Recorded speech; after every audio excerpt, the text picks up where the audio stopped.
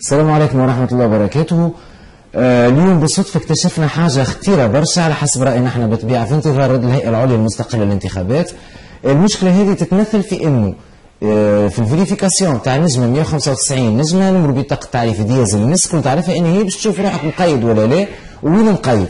المشكلة انه انت تحط نجمة 195 نجمة تخلط عليها 5 اصفار ومن بعد تزيد 3 نوامر اللي يجي ما يهمناش فيهم شنو هي نوامر دياز تلقى النمرو. هاو باش نجربوها العملية ونشوفوها مع بعضنا احنا كيفاش تجي. عندنا هنا نجمة 195 نجمة 5 اصفار، بعد نزيد ونحطو 980 مثلا دياز ونعملو كونفيرماسيون.